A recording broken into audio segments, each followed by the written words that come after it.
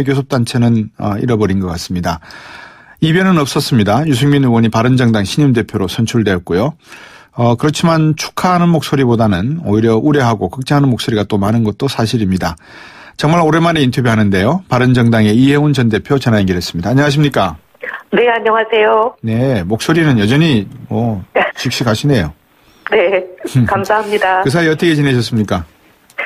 국감이 있었기 때문에 주로 국감 준비하고 국감에 좀 집중했고요. 또 국감 끝나고는 저희가 1년 내 제일 많은 일을 하는 게 조세 소위 때문에 조세 소위 일에 거의 올인하고 있습니다. 예.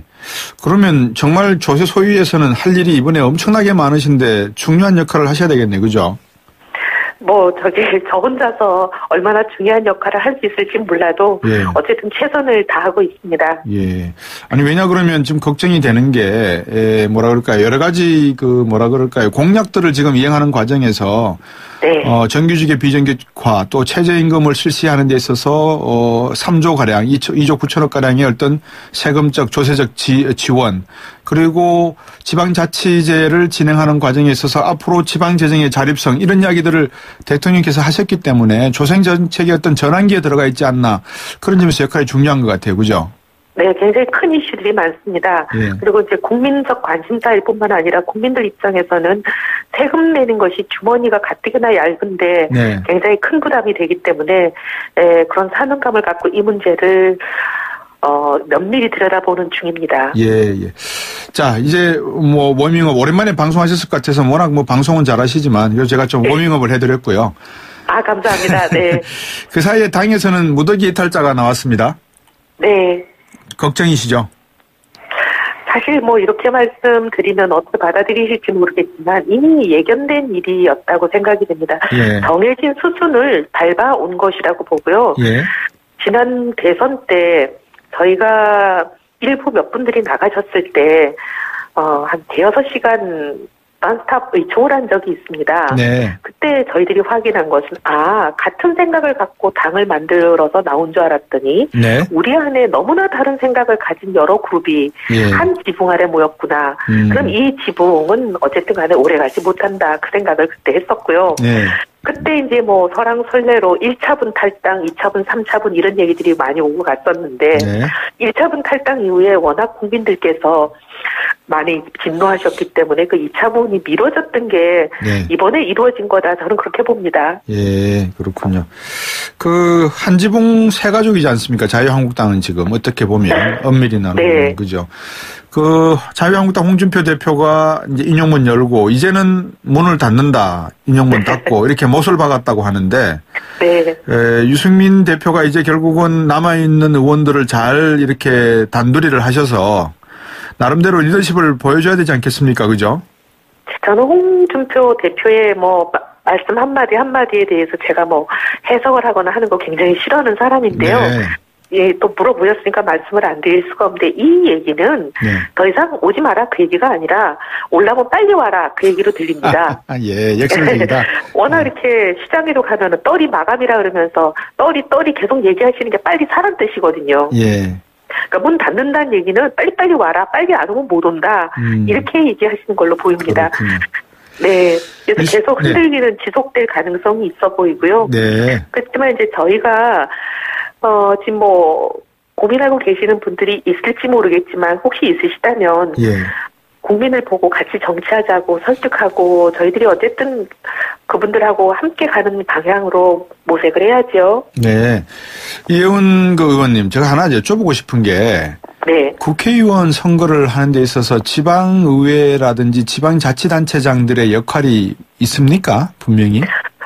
그래서 이제 사람마다 정치하는 스타일이 다르기 때문에 모든 사람이 일률적이다 이렇게 말할 수 없지만 저 자신만 하더라도 지금 이제 시의원 한 분 남았습니다. 저희 지역에서. 저희 지역도 어떻게 보면은 이제 소위 자유한국당 정서라고 말씀을 드려야 될지 모르겠지만 보수 중에서도 상당히 이렇게 오른쪽에 계시는 분들 정서가 강한 대표적인 지역이에요. 그래서 굉장히 이제 지금 말씀하시는 탈당을 하면서 가시는 분들이 지방의원들이 많이 갔기 때문에 어쩔 수가 없다. 지역구 사정상 이런 말씀들을 많이 하시는데 그런 기준으로 본다면 저만큼 어려운 사람이 없을 겁니다. 그렇죠. 근데 저희가 정치하는 데 있어서 본인의 배지보다 더 중요한 게 있지 않습니까? 국민이 있고 대한민국이 있고. 근데 저희는 좀 그런 것을 보고 갔으면 좋겠다 이런 생각을 합니다. 이제 바로 그 대목인데 이혜훈 대표께서 이제 나름대로 대표직을 수행하시다가 소위 지난 10개월 동안 개혁 보수 실험은 뭐 충분한 기간은 아니지만 어쨌든 개혁 보수 실험을 해본 거는 사실 아니겠습니까? 그죠? 네. 그래서 지금 많은 분들이 말씀하시고 또 국민의당하고 이야기가 나올 때마다 중도 보수라고 하는 입장에서 보수 쪽 지분을 가지고 바른정당이 새로운 모습의 보수의 가치를 말씀을 보여주셨어야 되는데 유승민 대표가 이제 이 부분을 어떻게 할지 좀 궁금해요. 어떻게 보십니까? 솔직히 이제 저희들이 좀 이렇게 참여록을 쓰면요. 네. 10개월이 되기는 했지만 지난 10개월은 아까 말씀드린 대로 저희 안에 생각이 다른 분들이 섞여 있는 바람에 개혁 목소리를 내지 못했습니다. 네. 물론 이제 낸 거는 대선 때 대선 후보로 선출된 유승민 후보가 각종 공약과 정책의 그 개혁의 목소리를 담았지만 우리 국민들은 그 정책에 대해서 많이 눈여겨보시지 않는 듯해요. 그래서 많이 기억을 못하시고 주로 기억하시는 것은 대변인 논평이나 원내대표가 나와서 국회 무슨 법안이나 인사청문회가 있을 때 거기에 대해서 어떤 입장을 얘기하나 이걸로 그 당의 색깔을 기억하시는 것 같아요. 근데 그동안 논평이나 이제 원내대표의 발언이나 이런 부분을 보면 자유한국당과 뭐가 다르냐 이런 얘기 참 많이 들었습니다. 근데 이제 저희하고 생각이 다른 분들이 우리 안에 섞여 있다 보니까 대표적으로 뭐 선거 연령 18세 이하, 그다음에 국정교과서 문제, 공수처, 국민들이 개혁이라고 생각하는 부분에 대해서 저희가 역행한 부분이 있었죠. 근데 이제 당직을 맡고 계시는 몇 사람의 목소리가 우리들 생각하고 좀 다르게 나가면서 굉장히 저희가 국민들 앞에 죄송스러운 모습을 보였는데 이제 어떻게 보면 이렇게 두 번의 탈당 사태를 겪으면서 생각이 같은 사람들만 결과적으로 상당히 남게 됐다는 말씀을 드리겠습니다. 그러면 앞으로의 순도, 개혁의 순도는 오히려 더 높아진 것이 아닌가 그런 생각이 듭니다. 개혁의 순도는 높아졌다라는 말씀을 하셨는데 오늘 유승민 의원이 그렇게 이야기한 것 같아요. 예를 들면은 12월 중순까지 중도 보수 통합 논의 성과도 내겠다 이렇게 이야기한 것 같은데 지금 국민의당 입장을 놓고 보면 안철수 대표가 장기 바둑을 두고 있고 나머지 이 호남 지역 국회의원들은 단기 바둑, 짧은 바둑, 속기 바둑을 두고 있다 이런 표현까지 써가면서 이 중도 보수 통합에 대한 이견을 지금 이야기하고 있거든요. 누군가 하나는 뭐라 그럴까요? 깃발을 흔들어야 될 거 아니겠습니까? 그러니까 저희와 국민의당 중에서 아니면 국민의당 내에서 호남 중진들과 안철수 대표 둘 중에 하나가 어떤 방식이 되었건 3당 통합 과정에서 그러니까 뭐 국민의당과 바른정당 또는 청취자분도 지금 문자를 많이 보내주시는 내용이 뭐냐면 바른정당하고 한국당하고 빨리 합쳐라 이런 내용도 있습니다. 3359분님 같은 말씀들은. 그래서 이런 내용을 놓고 보면 국민의당하고 먼저 바른정당 중도 보수니까요. 유승민 의원도 대표도 그런 말씀을 하셨고 그러면 누군가는 이거를 빨리 실천적으로 움직여야 되지 않겠나 하는 생각이 들어서 질문 드려봤습니다. 로드맵이나 있으신지.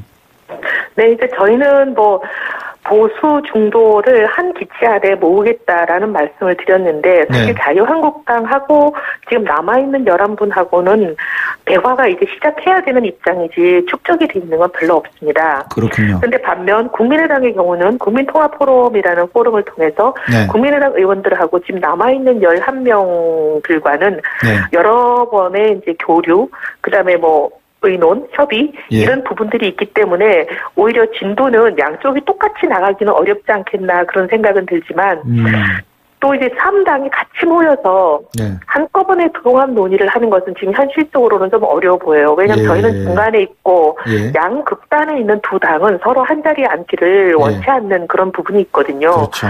그러면 이제 중간에 있는 저희가 둘 중에 어느 한쪽하고 먼저 좀 얘기를 한 다음에 나머지 한쪽으로 단계적으로 가는 게 현실적인 방법 같아요.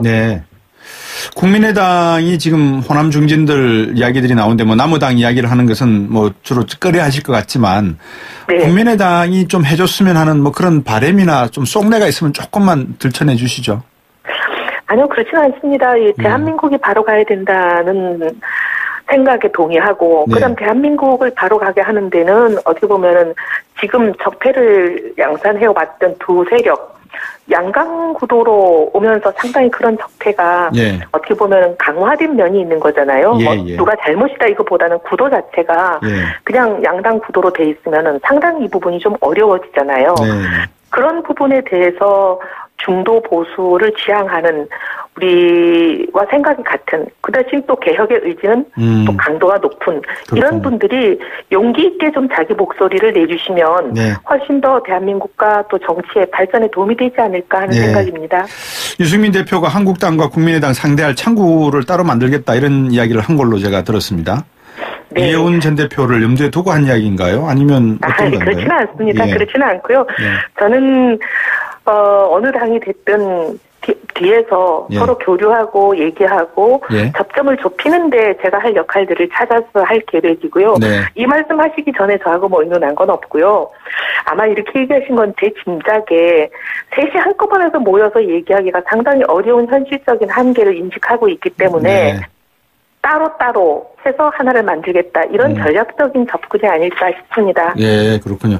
그 지방선거가 이제 내년 6월 있지 않습니까? 그죠? 네. 그 과정 속에서 상당한 많은 정치적인 뭐 합종연행이나 이런 것이 있을 것 같은데 유승민 대표의 그 스마트함을 놓고 보면 서울시장 정도는 어떻게 고민 좀 하고 계시나요? 어떻나요?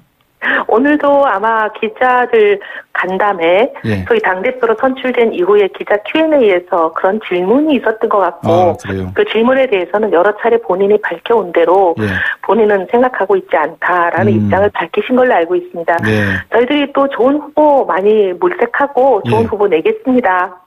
혹시 안철수 대표를 서울시장으로 밀려고 보관으로 하고 계신 거 아니세요? 저희는 뭐 안철수 후보가 만약에 우리가 이제 통합이든 연대든 그런 여러 가지가 잘 이루어진 다음에 본인이 또 원하겠다고 하면 그때는 저희가 뭐 긍정적으로 생각해 보죠. 네. 이해운 의원께서 생각하시는 이쪽에서는 꼭 우리 중도 보수가 승리해야 된다라고 하는 지자체 지역이 있다고 하면 어느 지역입니까? 수도권입니다. 수도권. 네. 네. 수도권은 저희가 상당히 승산도 높고 예. 또 수도권은 어떻게 보면은 굉장히 민심의 바로미터라고 해야 될까요? 특히 지역색이나 네. 어떻게 보면 평균과 선입견이 상대적으로 좀 없이 자유로운 곳이고 예. 대한민국의 이제 미래로 나가는 바로미터가 될 수 있는 곳이라 저희는 거기서 성적이 좀 좋았으면 하는 생각을 갖고 있습니다. 네. 오늘 바쁘신데 또 말씀 잘 들었고요. 국감 끝까지 잘해주시기 부탁드리겠습니다. 고맙습니다. 감사합니다. 네. 바른정당 이해운 전 대표였습니다.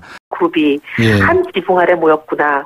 그럼 이 지붕은 어쨌든 간에 오래가지 못한다. 그 생각을 그때 했었고요. 네. 그때 이제 뭐 설왕설래로 1차분 탈당, 2차분, 3차분 이런 얘기들이 많이 오고 갔었는데 네. 1차분 탈당 이후에 워낙 국민들께서 많이 진노하셨기 때문에 그 2차분이 미뤄졌던 게 네. 이번에 이루어진 거다. 저는 그렇게 봅니다. 예, 그렇군요. 그 한지붕 세 가족이지 않습니까? 자유한국당은 지금 어떻게 보면 엄밀히 나누면 네. 그죠? 그 자유한국당 홍준표 대표가 이제 인용문 열고 이제는 문을 닫는다, 인용문 닫고 이렇게 못을 박았다고 하는데 네. 유승민 대표가 이제 결국은 남아 있는 의원들을 잘 이렇게 단둘이를 하셔서 나름대로 리더십을 보여줘야 되지 않겠습니까? 교섭단체는 잃어버린 것 같습니다. 이변은 없었습니다. 유승민 의원이 바른정당 신임 대표로 선출되었고요. 그렇지만 축하하는 목소리보다는 오히려 우려하고 걱정하는 목소리가 또 많은 것도 사실입니다. 정말 오랜만에 인터뷰하는데요. 바른정당의 이해운 전 대표 전화 연결했습니다. 안녕하십니까? 네, 안녕하세요. 네, 목소리는 여전히 씩씩하시네요. 네, 감사합니다. 그 사이 어떻게 지내셨습니까? 국감이 있었기 때문에 주로 국감 준비하고 국감에 좀 집중했고요. 또 국감 끝나고는 저희가 1년 내 제일 많은 일을 하는 게 조세 소위 때문에 조세 소위 일에 거의 올인하고 있습니다. 예.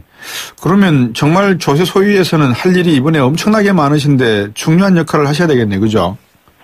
저 혼자 문제를 면밀히 들여다보는 중입니다. 예. 자, 이제 워밍업 오랜만에 방송하셨을 것 같아서 워낙 방송은 잘하시지만 그래서 제가 좀 워밍업을 해드렸고요. 감사합니다. 네. 그 사이에 당에서는 무더기 이탈자가 나왔습니다. 네. 걱정이시죠? 사실 뭐 이렇게 말씀드리면 어떻게 받아들이실지 모르겠지만 이미 예견된 일이었다고 생각이 됩니다. 예. 정해진 수순을 밟아온 것이라고 보고요. 예.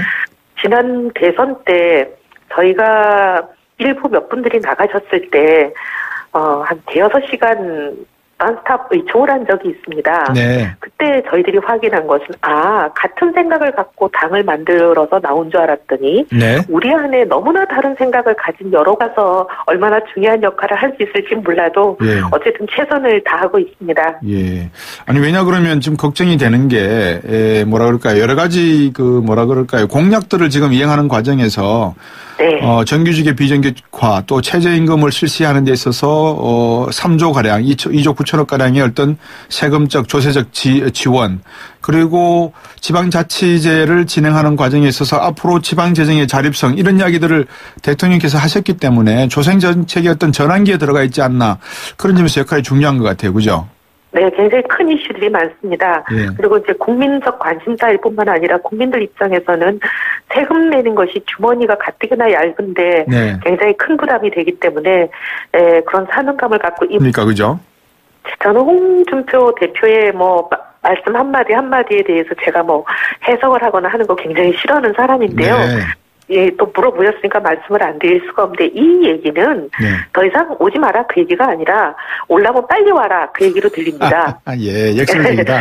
워낙 이렇게 시장에도 가면은 떨이 마감이라 그러면서 떨이 계속 얘기하시는 게 빨리 사란 뜻이거든요. 예.